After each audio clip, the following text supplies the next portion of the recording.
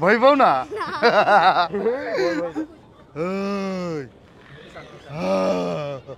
Hello, আজকে 31 October Halloween, যেটা আমরা ইউজুয়ালি জানি এটা ওয়েস্টার্ন কান্ট্রিতে অনেক সেলিব্রেট করা হয়, বাট ইদানিং এটা বাংলাদেশেও এভরি ইয়ার সেলিব্রেট করা হচ্ছে।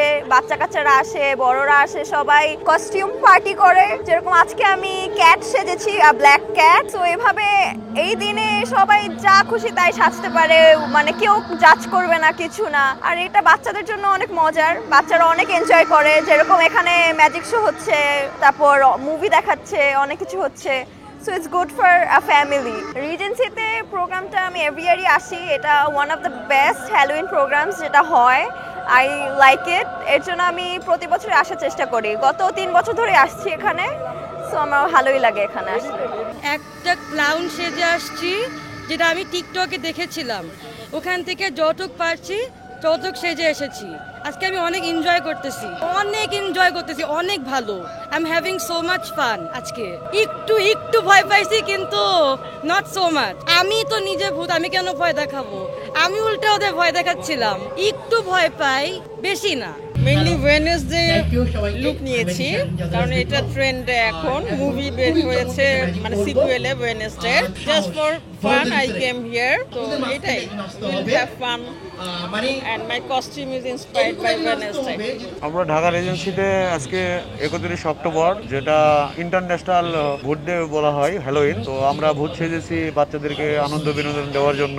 তো বেসিক্যালি এটা হলো ইউরোপ কান্ট্রির এটা কালচার। তো আমাদের দেশে খুব একটা পরিচিত না, তারপরেও প্রত্যেক বছরই ন্যায় তুলনায় এই বছরও ঢাকা রেজেন্সি হোটেলে হচ্ছে। আমরা এখানে ভূত সেজে খুব আনন্দিত, সবাইকে আনন্দ দিচ্ছি, নিজেরা আনন্দ নিচ্ছি। ফর এক্সেপ্ট ভূত সেজেছি, যেটা 31 অক্টোবর প্রতি বছর আমাদের দেশে পালন হয়। হ্যালোউইন পার্টি যেটা বলা চলে, বাংলাদেশে প্রতিটা 5 স্টার হোটেলে হয়। আমাদের ঢাকা রেজেন্সি হোটেল অ্যান্ড রিসোর্টেও তা হচ্ছে আজকে। আসলে মূলত বাচ্চাদের ভয় দেখানো, গেস্টকে ভয় দেখানো, সবাইকে আনন্দ দেওয়াই হচ্ছে আমাদের ভূতদের কাজ। পিচ্ছিদেরকে নিয়ে আসছি, ওরা চাচ্ছিল এখানে আসার জন্য, আনন্দ করার জন্য, আনন্দ করছে। ওরা খুব এনজয় করছে বিষয়টা। এখন তো ভূত বলে আসলে কোনো জিনিস নাই, বাচ্চারা এত ভূত দেখছে কিন্তু কেউ ভয় পাচ্ছে না, ওরা এটাকে এনজয় করছে। আরো তাই দেখলাম ওদের কোনো ভয় নাই ভিতরে, ওরা ভূতের গায়ে হাত দিচ্ছে, দাড়িতে হাত দিচ্ছে। আমি দেওয়ান ফারহানা মাসুক ইরা, আর আমি এখানে ঢাকা রিজেন্সিতে আছি as a PR and communication assistant manager.